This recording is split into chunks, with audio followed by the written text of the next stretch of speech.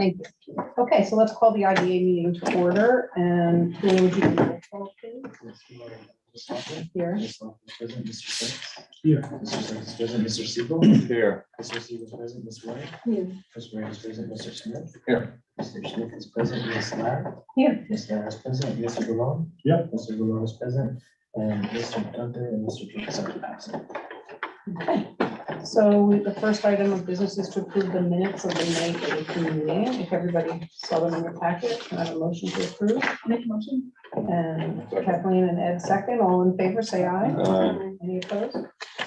Okay, we'll move on to bills and communications. There are bills to approve. I'm assuming, Jen, what's in the packet from the last mailing is still good, or did we have any edits? No changes. So there are 9 total payments for your approval today in the amount of $14,061.86. And as usual, separately, the board will be asked by resolution to approve payments to the partnership and to Hudson Valley Agribusiness Development Corporation. So those are not on the payment schedule for that reason. Can I have a motion to approve? Ed? Second, Carol. Any discussion, questions? Okay, all in favor, say aye. Aye. Any opposed? Okay, carries. The next item of business, we do have a communication, Jen, right? Or do we? Yes, so in the communication section of the agenda packet, I've included a letter from Todd DiOrio of the Hudson Valley Building and Construction Trades Council. And that's also in the agenda packet that's online. So we just wanted to call that to everyone's attention. There's no action that we're taking today, but if everyone take the time to read that.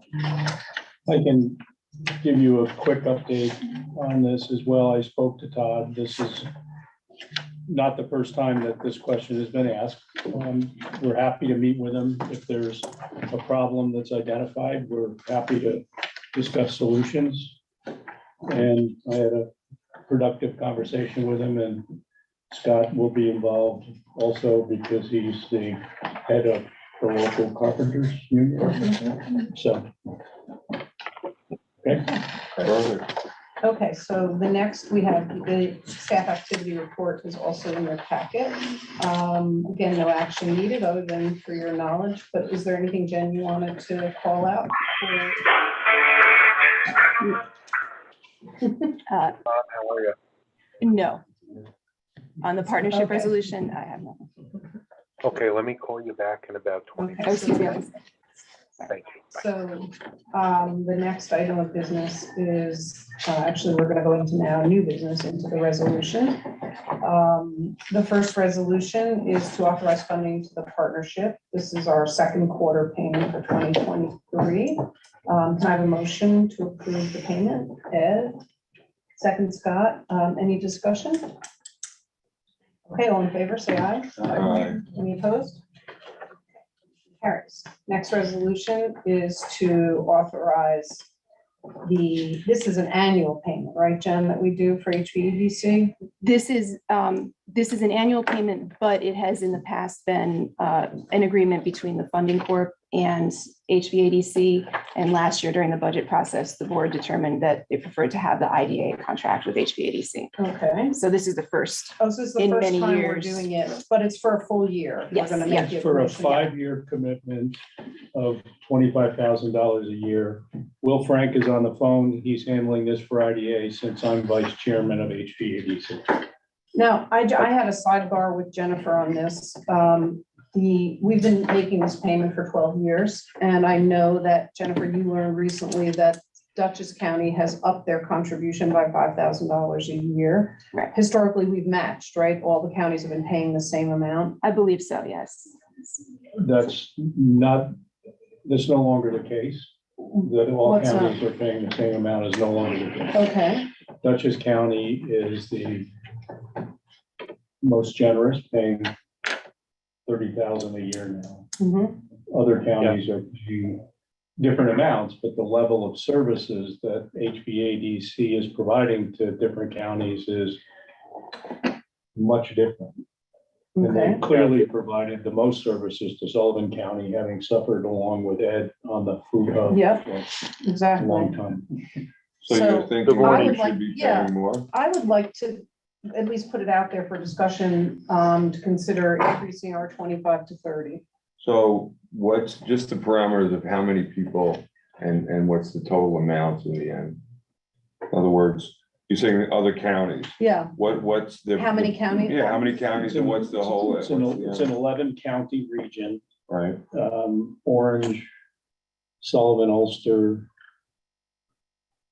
Dutchess, it goes all the way Columbia, up. Green, Putnam, Not Putnam. not Putnam, it's not on the other side of the river?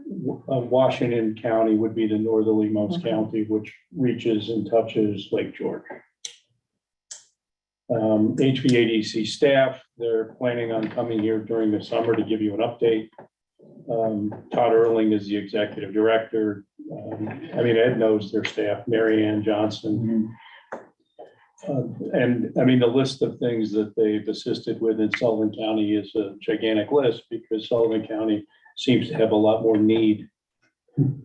right, how shocking. And I think he stayed on And the they've always food hub been board, right there didn't he? for us. So Todd is the, still on the food hub. Right, Todd has stayed on the food hub board, so he continues. so the amount of money though that all the counties do, that makes up, comprise their entire budget or? No, there's a lot of other funding Grants. available through government programs, through the Novo Foundation. It's a classic not-for-profit where what's not classic about it is that none of the people that they provide services to contribute. So if you're a farm that's in need of, say, equipment to keep up with the times, HVADC will undertake a process of determining what your needs are and try to find funding. They'll be here, whatever meeting you tell them this summer, to give you an update.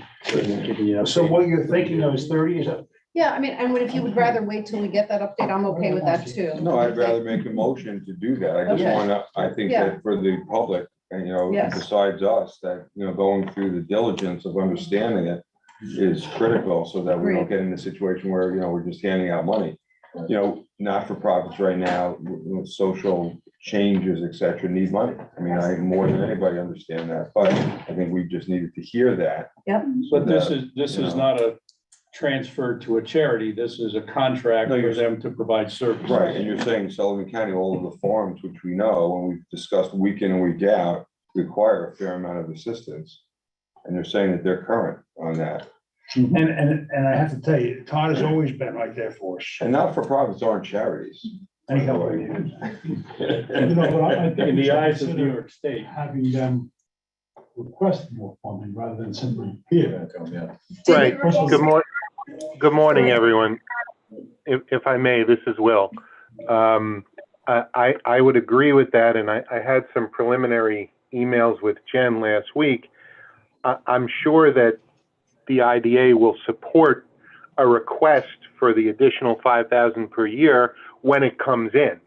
But I think there should be something documented in your files that before raising the contract rate above what's proposed right now, you just get a letter or something from HVADC requesting the additional funding per year. Just my thought. yeah, makes sense. They must have had discussion. I would totally agree, and I'm sure there's been discussion for us to know that Dutchess increased their amount, and then obviously there's been discussion, but not a formal request. Because you wouldn't have, if you wake up and say, oh, they got, your Dutchess is giving 30, we should give 30.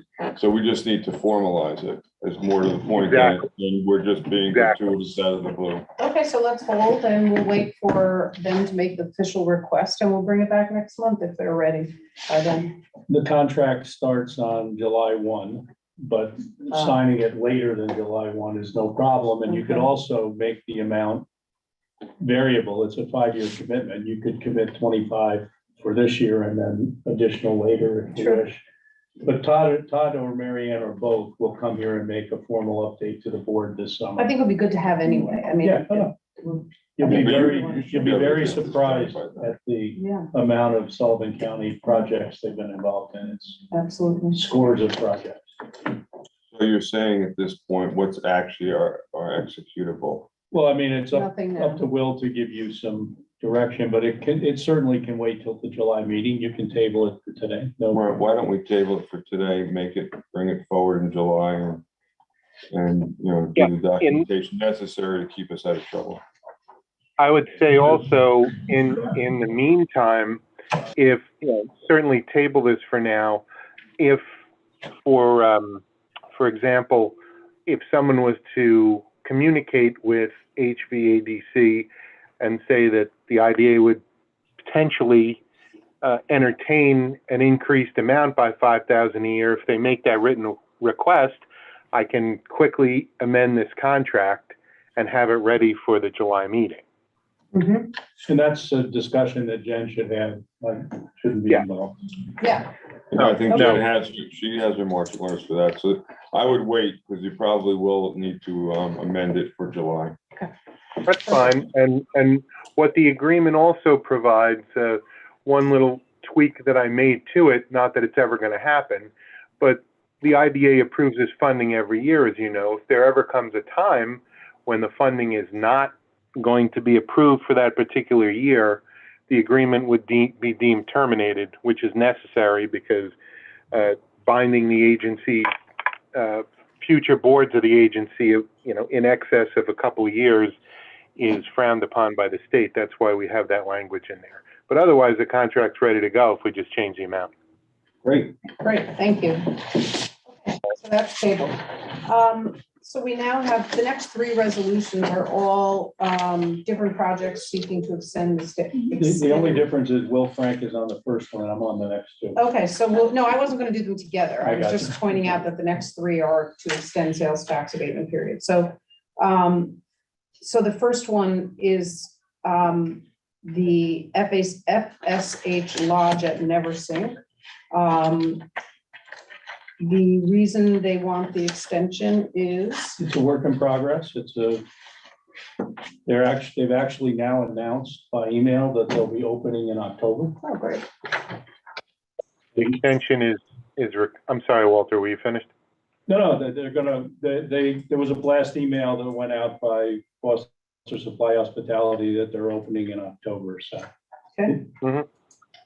Yeah, the request is to take the exemption through December 31st of this year. So it's a 6-month request like they usually are, nothing out of the ordinary. Yeah. We typically approve. Okay, can I have a motion? Ed, second, Sean, any further discussion? Okay, all in favor, say aye. Aye. Any opposed? Okay, carries, thank you.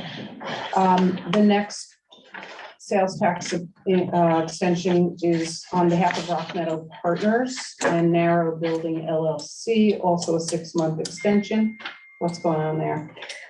This project has been, as you know, this is an old project. But last year, so this is the renovation and master development of the former Narrowsburg School.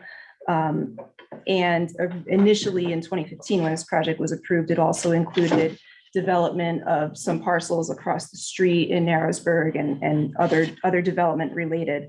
Last year, we amended the project documents to limit the scope of this project to just the Narrowsburg School because no progress had been made on those other parcels. So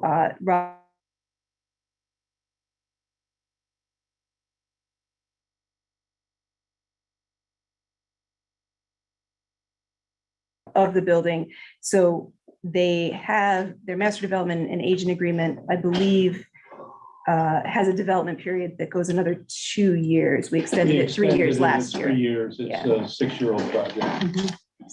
So they're working at a, And the specific things that they're going to be doing in the short term, they had a large classroom building that they had set up like as a WeWork type workspace that went the way of WeWork.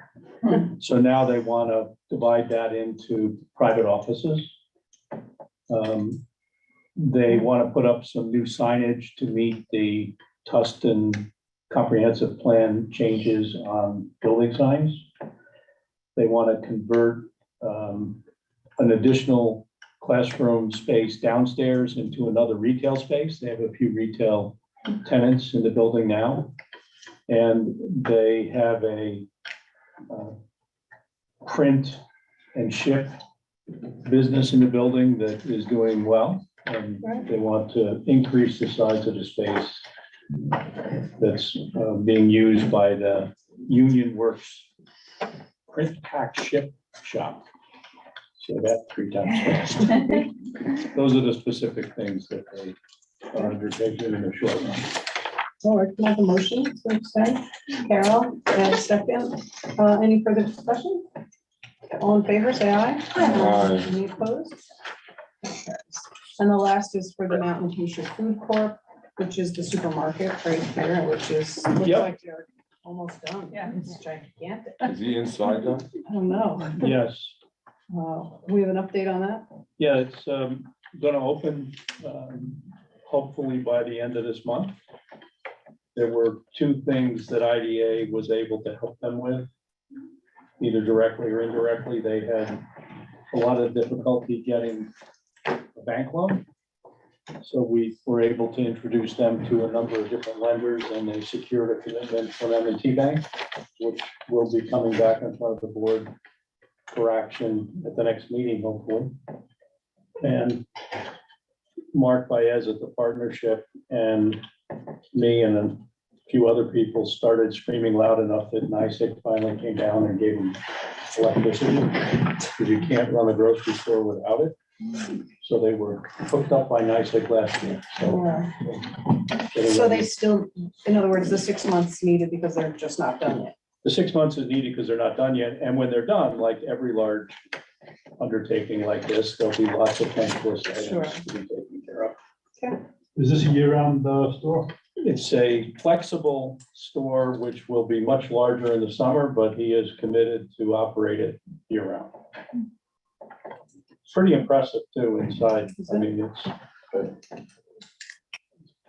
Okay, can I have a motion to approve the extension? Sean, second Scott, all in favor, say aye. Aye. Any opposed?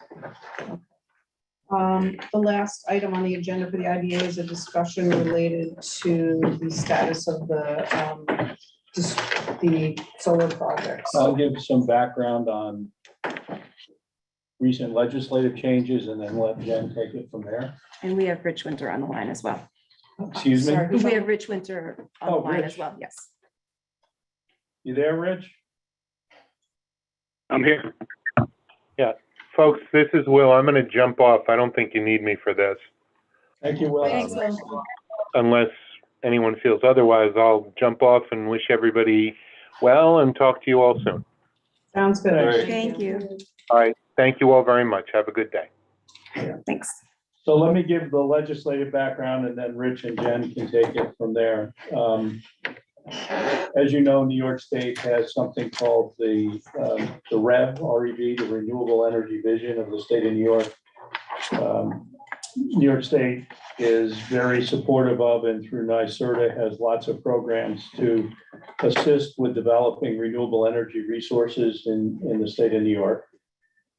Sullivan County back in 2016 was at the forefront of creating a tax exemption program that really applies in the NYSEG territory and RG&E territory where electric rates are much lower than Con Ed or Orange and Rockland or Central Hudson.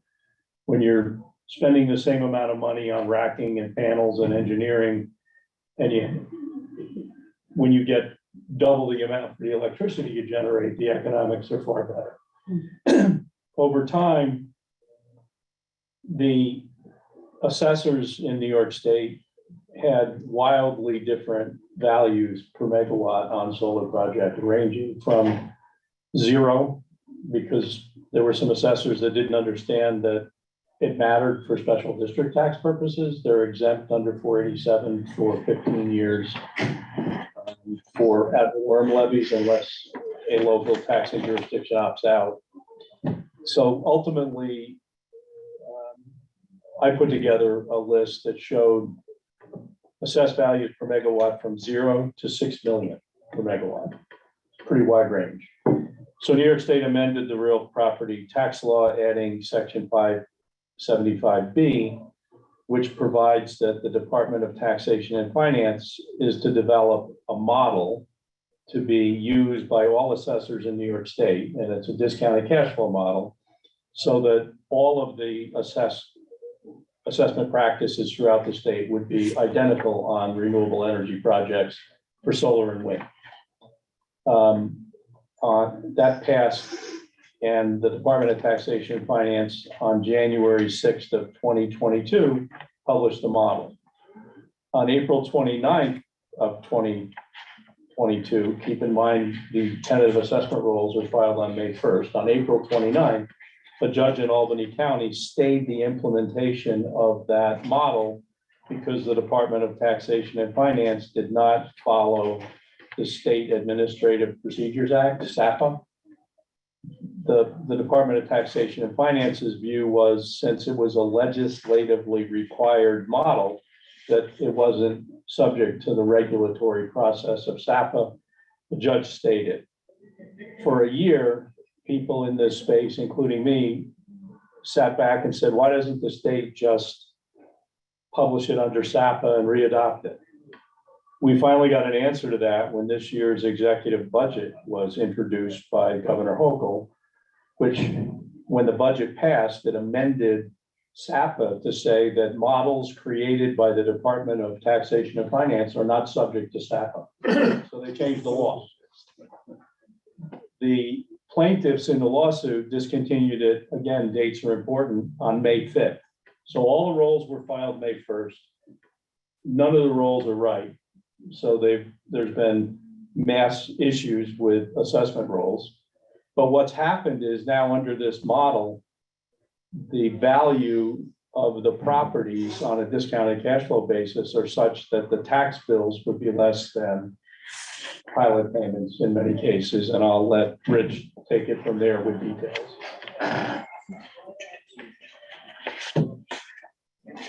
Thanks, Walter. I think that sums it up. The new models are lower than many of our pilots, and including some of the pilots for projects that we haven't interconnected yet, which is the 3 we're, I believe, discussing today.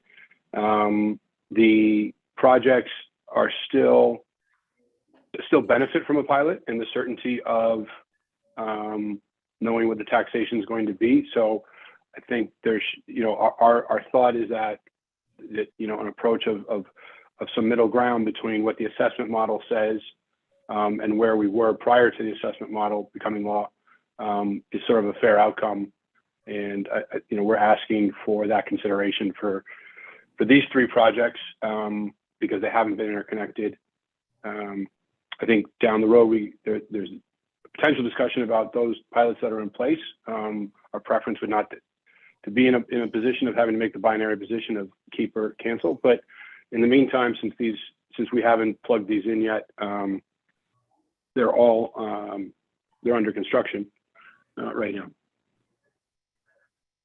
And I think that the reason that Jen and I have discussed treating projects that are not interconnected yet differently is because local governments have probably included pilot revenues for at least 1 forward year in their budgets on the projects that exist and have been making pilot payments. These 3 projects recently closed with IDA, and none of them are interconnected to the grid, and they won't make the first pilot payment until 2025 in most cases, maybe sooner on one of them, but 2025. So there's no recognition of revenue that would be lost. Correct. What you're saying. Correct.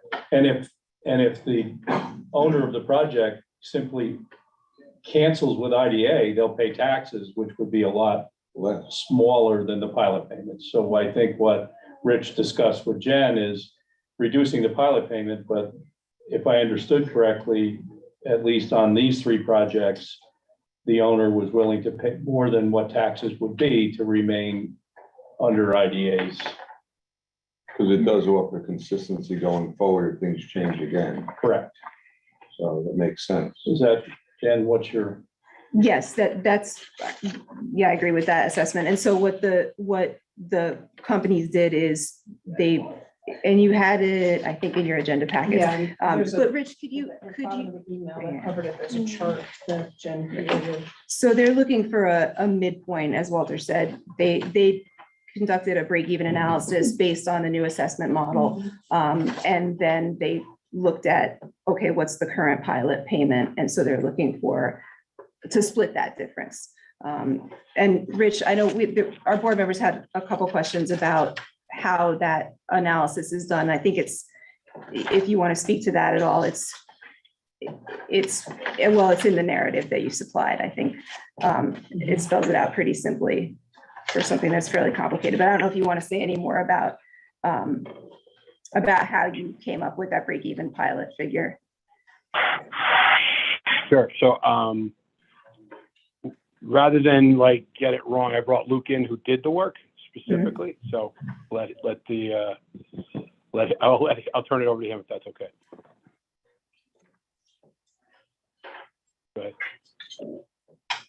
I guess so.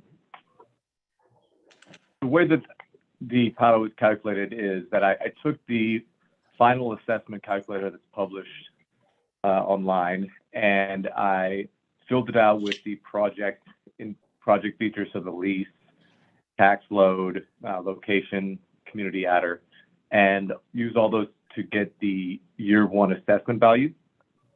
And to get the assessment values in years 2 onward, I basically recreated the methodology in the model and just rolled it 1 year forward.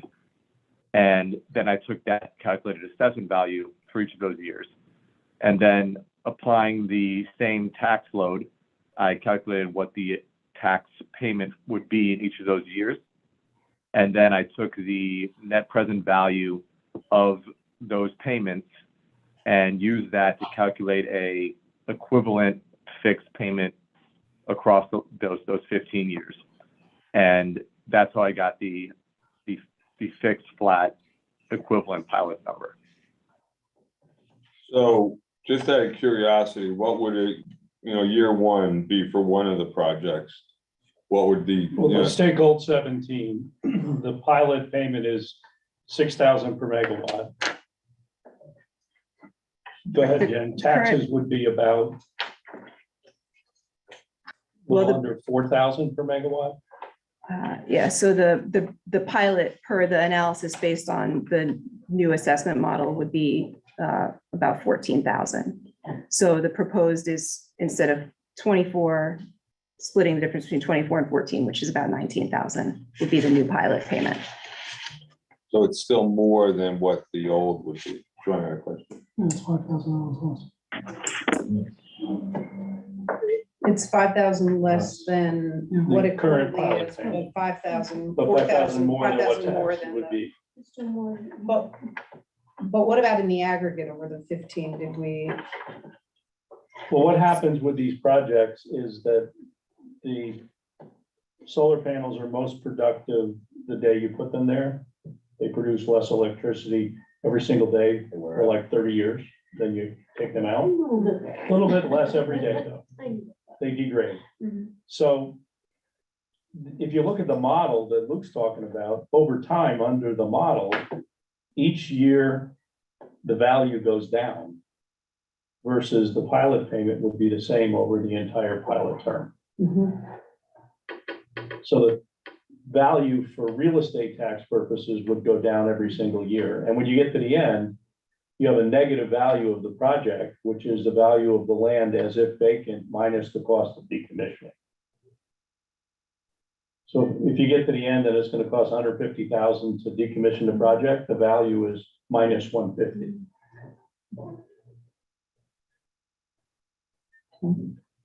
And the taxing jurisdictions, have we gotten a temperature reading from them on this? No. Well, because they're still gonna make more, at least in the near term. Yeah. Who prepared this chart? They did or we did? They did. They did. And if there's something you want tweaked, Luke is an Excel wizard. He can tweak whatever you Oh, I need. don't think it's a tweaking issue. I think it's more just making sure that there's this understanding of what was done, why it was done, and being able to articulate that if any of the taxing jurisdictions complain. But if they did complain out of curiosity, they'd be complaining that they're getting more money if they opt out. See, I guess it gets fairly complicated for consistency. Didn't we way back say all solar projects we wanted to be in, not pick and choose. Correct. This is So good. if we did, so they're still getting more, And this is just- consistent. and it's consistent, right? And it gives them certainty. Right. You know, I think it's fair, I mean, truthfully, in a sense, and it's pre anybody losing They any, can budget. right? Yeah, and on these, I mean, it's a different discussion, assuming the owners of projects that are paying pilot payments come back. It's a different discussion where you may say we're willing to change it, but not for one more year Mhm. versus this where nobody's got a penny in their budget because they don't exist yet. So Right, they could budget into the future. okay. Oh, so that hasn't been paid yet, the current. No, nothing has Ah, been paid. These I aren't built see. yet. Got it. These are not constructed projects. These are approved projects. So why does it say current file? Under the current Under the agreement. current pilot. You won't collect that until the first year after Got interconnection. it, okay, that changes it for me, okay. Can you tell me what BDER as opposed to NEM stand for? VDER is the value of distributed energy resources. And NEM is an older project where there's net metering.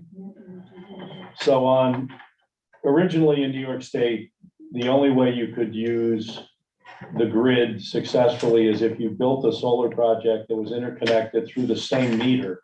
So if you had a meter that was bringing power to a warehouse and you put panels on the roof, when the power was being produced by the panels, it was turning the meter backwards. So that's net metering. What original NEM projects are allowed to do off-site net metering, so you can make electricity at Peter Hofstede's farm in Bethel, but sell it to Rolling V Bus Corp. Doesn't have to go through the same meter. That That's work, BDER. no, that's NEM, net metering.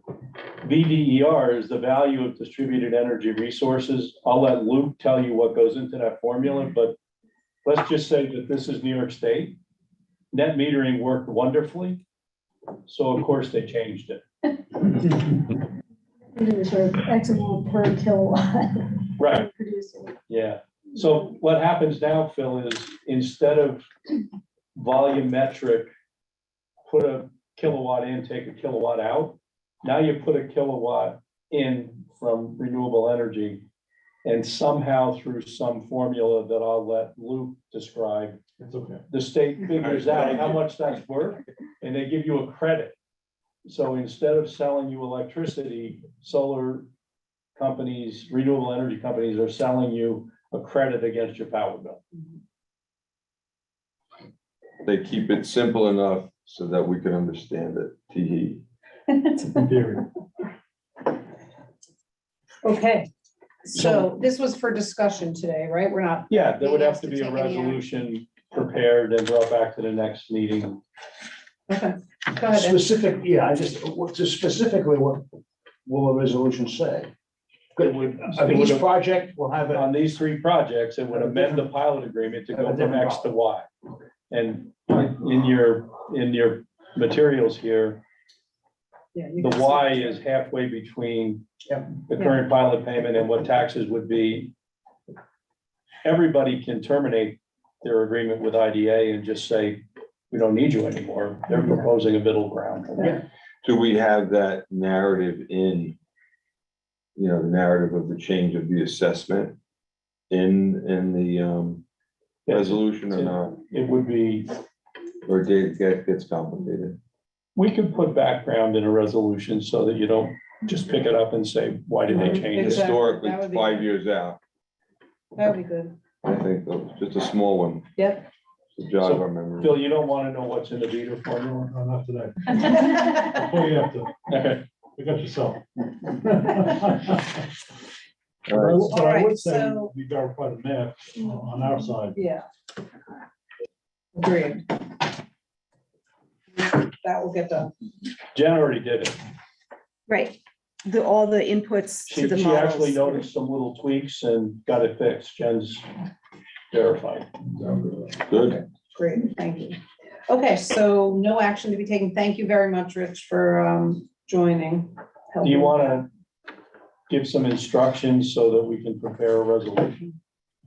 Well, I think I think the instructions are as proposed, that the include, but in addition, adding No, brief narrative as to put the in background. why, We'll put in background. as to the why. Okay, But we should do it for the next meeting. right? Yeah, The sooner the better, so that it doesn't drag on for tax. Is there's some urgency need?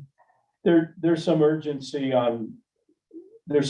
to get it done, but I mean, in July be enough? Is it okay? To wait till then? I think if what you decide today is clear and you're just papering it in July, I can't speak for Rich. He can tell you if that works. Rich, how is the timing for you?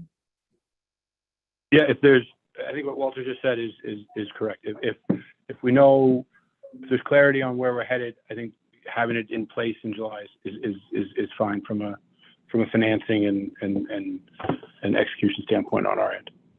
So Should be without a good. motion, I guess Yeah. without an official motion, we're in discussion, but I, maybe it's not appropriate, I don't know. No, it is appropriate. Go ahead. But can we do an informal, With you know, director? kind of, just to make sure, is there anyone who needs any more information before they be comfortable voting as we discussed today? Is there anything else any board member needs? No? Okay, so I think, Rich, you have your direction. It sounds like subject to Jen preparing the resolution, or Walter, whoever's preparing the resolution. Will Frank is preparing the resolution. We'll vote on it in accordance with what we've talked about today, so there'll be no surprises. That'd be great. Thank you very much. Yeah, thank you. Thank you, Rich. For what you're doing. Okay, so with that, we are, let's see, I think that was the end of the IDA agenda. Did I miss anything, Jen? I should drop off. Yeah, Yes, I thank mean, you. you're welcome to Thank stay you. on if you So, want. Rich. Yeah, I'm gonna hang up. That's fine. Thank you very much. Any member of the public, there's no member of the public, right? So they have to be in person to the public, right? They can't be on, I don't think there are. Is anybody on? no one's on? Okay, Right. all right, good. So can I have a motion to adjourn the IDA meeting? Ed and Sean, all in favor? Aye. Any opposed? Okay, we'll move on next. Do you care which order we doing? Do you want to do the? We could do funding